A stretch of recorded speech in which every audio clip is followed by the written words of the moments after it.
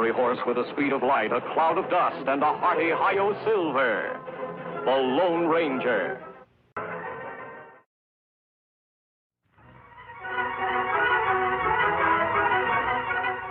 This is a story of one of the most mysterious characters to appear in the early days of the West. He was a fabulous individual, a man whose presence brought fear to the lawless and hope to those who wanted to make this frontier land their home. He was known as the Lone Ranger. Far from civilization, in a desolate canyon of the Southwest, are the graves of a patrol of Texas Rangers, victims of an ambush laid by the infamous Cavendish gang. One grave, however, differs strangely from the other 5, for it contains no corpse. Now on the canyon walls, a desperate battle is being fought. Vince Collins, a member of the Cavendish gang, fights 2 determined men whom he has just tried to betray. One is a masked man, the Lone Ranger, who built the empty grave to conceal the fact that he still lives.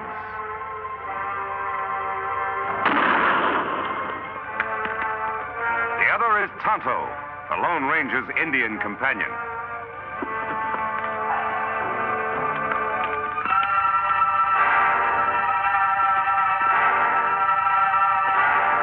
Kimasabi, look out! I'll get you now, Ranger.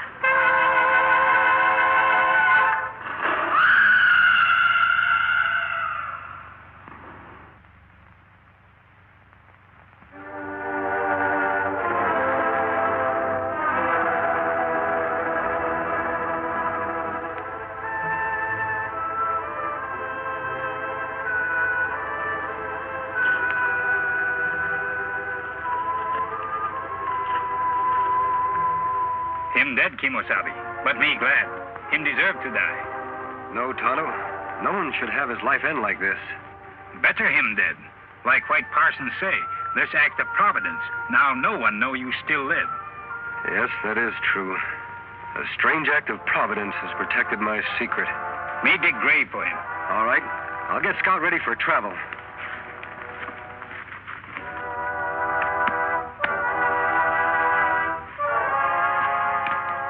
Young fella.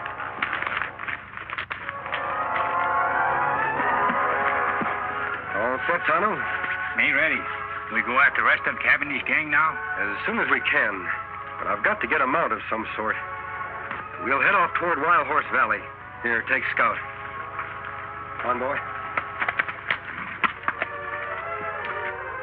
For 2 days, the Lone Ranger and Tonto traveled toward the remote valley of Wild Horses, where a particularly sturdy breed of horses lives, unknown and unmolested by the hunters of the West. Later, at the entrance to this valley, the Lone Ranger and Tonto hear sounds of a furious battle. Beyond the rocks in a small glen, they catch a glimpse of a huge buffalo about to gore the life out of a fallen horse. Quickly, the Lone Ranger reaches for his gun. You hit him, Kimosabe. I hope it was soon enough, Tonto.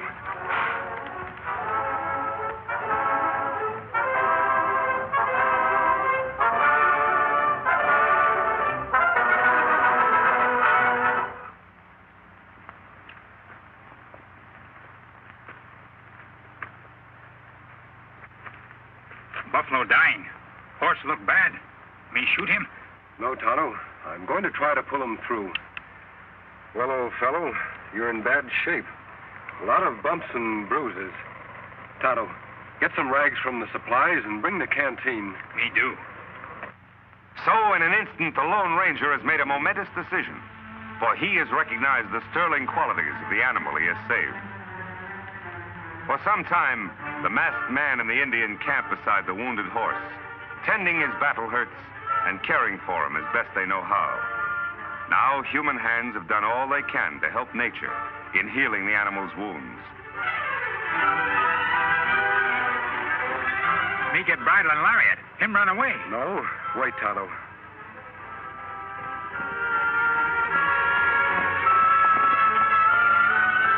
I'd like that horse more than anything in the world. But if he wants to go, he should be free.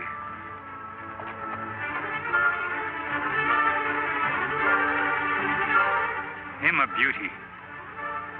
Like mountain with snow. Silver white. Silver. That would be a name for him. Here, Silver. Come back, big fellow. Come on, Silver. Come back, big fellow. Come on, Silver. Me get bridle now. Him come back. No, he wouldn't take a bit. I'll use a hackamore for the time being.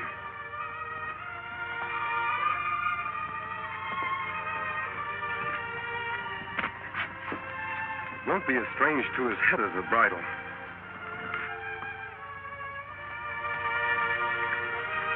There. There, Silver. You only knew how we need you. Oh. Oh, boy.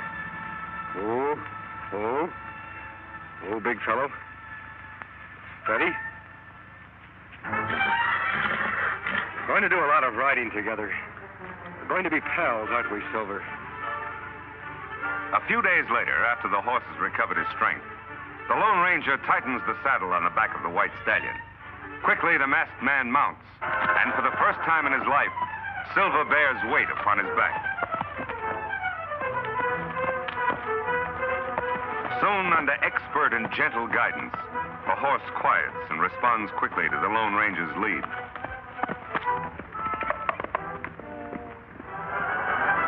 Later, the hackamore is exchanged for a bridle and bit. Here is no conflict between animal and master. Here instead is a partnership between horse and rider. The Lone Ranger and Silver accept each other as equals.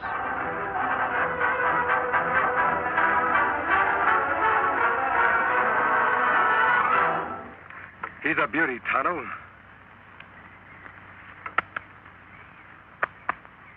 A dream horse if I ever rode one. Him and Scout good friends. Yes, they'll do a lot of riding, side by side. Me got everything packed. Here's saddlebag. Here, blanket. We ride after Cavendish gang now? Yes, Tonto. They were headed toward Colby. Then, too, there's an old-timer there I want to see by the name of Jim Blaine. All right, let's go.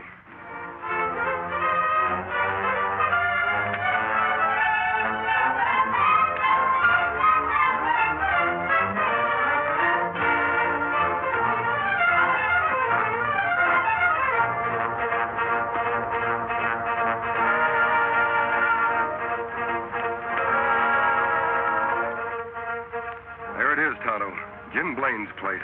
Look like him got company. We'll wait until the caller leaves before we drop in. It's nice seeing you, Judge. Be seeing you next week, Jim. Look, the side of the house.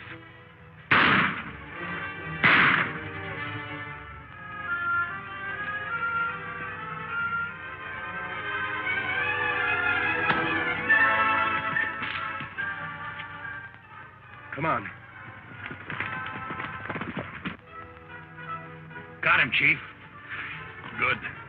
But he winked me. Is he out? It's cold. He won't be seeing light for hours. Trade guns. Say, you're bleeding bad. Yeah, must have hit an artery. You get on the road pronto and spread the news to the shoot, and then get me a doc. I'll meet you at the Glen. All right. Someone's coming. We gotta clear out of here fast.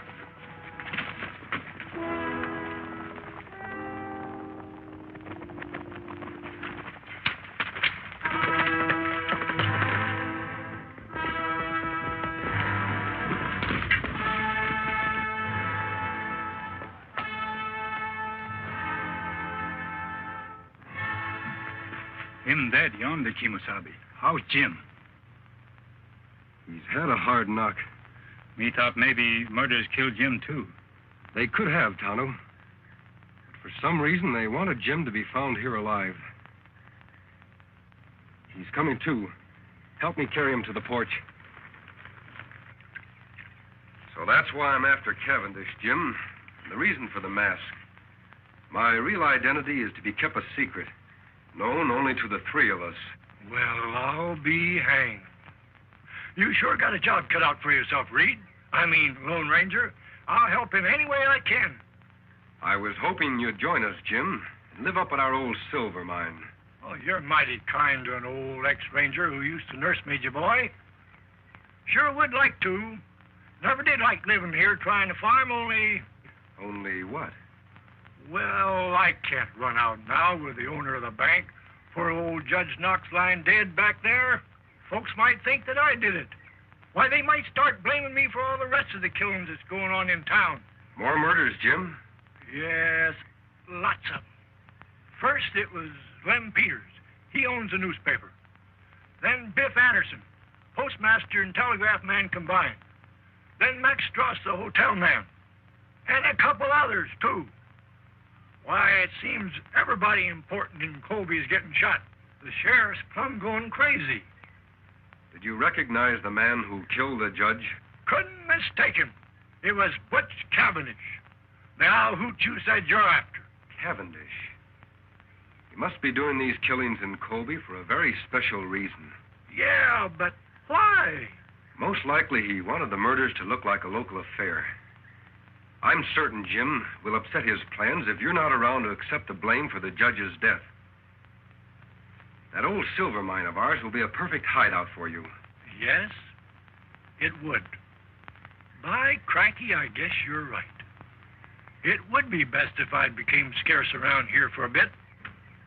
I'll go along with you. That's fine. How's his knee, Tonto? Leg better now. Good. Help me put Jim on Silver's back. A few hours later, after a tedious ride over winding trails and unknown paths, the Lone Ranger, Jim, and Tonto approached the site of the secret silver mine.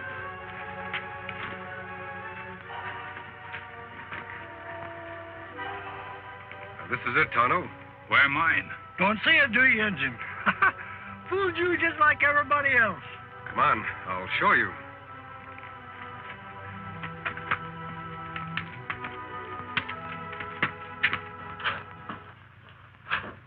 Here we are, Tonto. It must have been 10 years ago that my brother, old Jim here, and I discovered the mine and built this shack. 9 years ago this spring. Still no see mine. Over here, Tonto. It's under the bunk. There. Yep, one of the richest veins of silver ever found in these here parts. I never thought I'd care about digging up the ore. That is, until now. Water there, too. That's a spring we were cleaning out when we found the vein. We drained the water to get to the silver ore. Jim, you and I can fix up this place while Tonto goes into town for the sheriff. His name is Taylor, isn't it? Yep, old Two-Gun is still on the job. All right, Kimosabe. When you find the sheriff, tell him you know where Jim Blaine is. He'll come with you. That's good. Me go now. The shack seems to be in pretty good shape. I'll be as snug as a bug. All I want out of this place is enough silver for some immediate needs. Other than that, all you can dig is yours. Oh, now I couldn't. You're entitled to it, Jim. You'll have to do all the work. You know, I could refine a little ore right here. That's just what I want you to do, Jim. Then in the future, whenever Tonto and I come back here, we can get the pure metal for money and bullets. Bullets? Yes. I want some of the ore cast into silver bullets. Thunderation, what's the matter with lead bullets? They'll kill just as well as... You forget I told you I vowed never to shoot to kill. Silver bullets will serve as sort of a symbol. Tonto suggested the idea. Symbol? Of what? A symbol which means justice by law. I want it to become known to all who see the silver bullets that I live and fight only to see the eventual defeat and the proper punishment by law of every criminal in the West.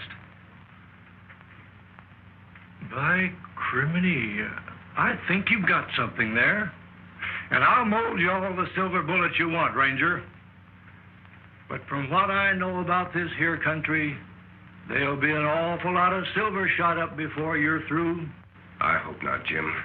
We have a lot of metal here for that purpose, if we need it.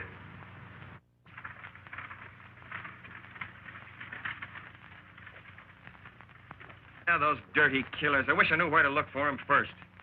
Now, Pete, you look up in that old creek section for Jim. Lem, go get Creel and fetch the Doc's body and bring it back into town. This is a fine time for Doc Drummond to be missing. Jim Blaine disappearing. I never suspected he'd ever have anything to do with these killings. Sheriff. Well, go away, Injun. Can't see I'm busy. Now, Bill Keefe says that Jim's horse is still at his farm. So he must have gone off on foot. Now, he can't be very far. Sheriff. Me know where Jim Blaine is. Look, Indian, will you go away, please? Can't you see I'm busy with these men? What'd you say? Me know where Jim Blaine is. Him want to see you. Well, you know where he is. Why didn't you say so? Where is he? Me not tell. What do you mean by that? You just said you knew. You come. Me take you to Jim. Now, wait a minute. How do I know that you know where Jim is? You don't know, but you follow me. Jim want to talk to you about Judge Knox killing. Bet he does, all right. Yeah, and I want to talk to him, too. Hank, you and I are saddle up. We're going to follow this engine. No one come. Only you. Now, look. You don't think I'd be silly enough to go with you alone, do you? Me think so. You brave lawman. Want to solve mystery. Maybe you're right. Well, maybe he's right, huh? How long a ride is it? Not far for tough sheriff. Maybe 2 hours away. All right, Injun. You lead the way. But don't forget, any funny business? Hank, keep an eye on things like I'm back. All right, Two-Gun.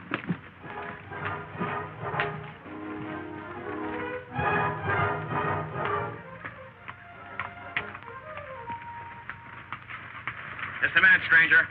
Down the gun, Sheriff. I can explain. Howdy, Two-Gun. Jim, what the Sam Hill's going on here? Who are these people? Who's this masked man? What about Judge Knox shooting? Somebody's got a heap of explaining to do. And after the killers knocked me out and changed guns with me, my friend and his engine pal brought me here. It's a very interesting story, Jim. What's more interesting, maybe, is that you've convinced me the masked man here is fighting on the right side of the law. I'm glad you're convinced, Sheriff. So Butch Cavendish is the judge's murderer, huh? Yep. And right now he's somewhere in this here vicinity, wounded, with my bullet in him. Wounded, huh? Say, maybe that explains something. Old Doc Drummond's the only doc in these parts, and he's missing. 10 to 1 he's been fetched to fix up Cavendish. Yeah, problem now is, where's Cavendish hiding out? He left a trail leading away from Jim's farm. I think I might be able to follow it, Sheriff. Good, I'll get some men from town. That'll take too much time. It would be quicker for you to come with me now. Tonto can ride to town. Me do, then follow your trail. All right, Injun. See my man Creel at the office. He'll get some men. Watch that leg, Jim.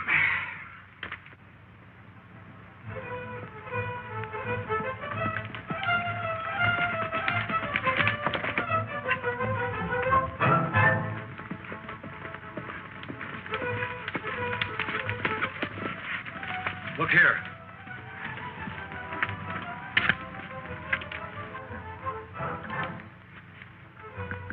Wagon tracks. Cavendish was followed by someone in a wagon, and a horseman riding alongside of it. Those tracks were made by Doc Drummond's rig. He's got the only narrow rims around here. So far, so good. Let's go.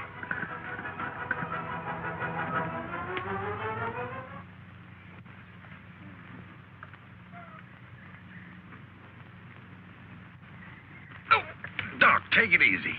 Well, I'm doing the best I can. There it is. All right, get on with the bandaging. I'm in a hurry. What's the matter? You scared of something like maybe the sheriff will find us? Why should I be? I'm getting rid of him just like I did everybody else of importance in Colby. You mean to say that you're responsible for all those murders that have happened in the last week? Sure. Might as well let you know. You see, Doc, all the men that have stepped into their vacated positions belong to my organization. It's taken a lot of planning, but we're just about set. I'm taking over Colby. Well, why are you telling me this? I'm going to be needing a sawbones in my organization, and I've just decided you're going to be him. Like blazes I am. I'd die before I'd help a pack of coyotes like... What was that? Doggone nag. Think they heard us. Somebody over there.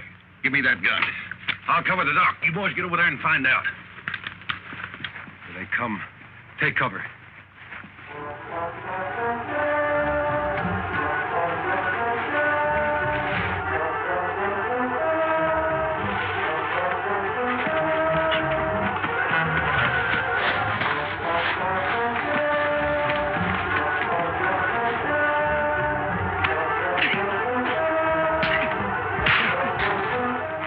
Relax, Doc. Whatever's going on out there, my man will take care of it.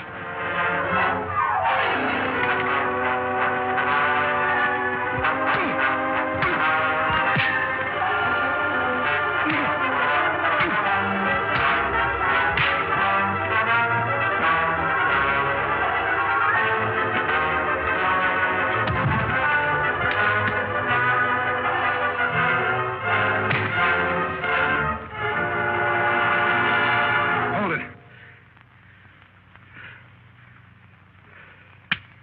Much obliged, partner. Watch these men, Sheriff. I'll go help the doc. Jerry! Pike! What's going on? Answer! You go take a look. I want to find out what's happening. But don't run. I've got this on your back.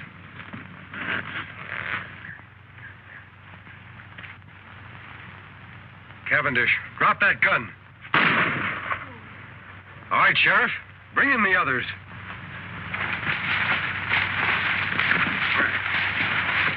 You all right, Doc? Yeah, I'm all right. Who's the masked man? He's on the side of the law. Well, this crook was going to take over Colby. He admitted all those murders. We know, Doc. We overheard him. Sheriff, you can take Cavendish to town in Doc's buggy. These other three will tie up and put on their horses. Doc, do you know where their mounts are? Yes, behind the rocks over yonder. Thanks. Here you are, Doc. Watch these owl hoots close while I tie him up. Yeah, I hope they do make a move, especially this one. Remember this, boys. I'm not in jail yet. Shut up. Working your mouth is making a move. Come on, Silver.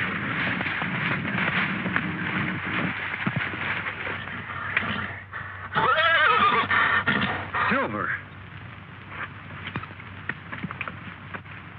What's wrong, Silver?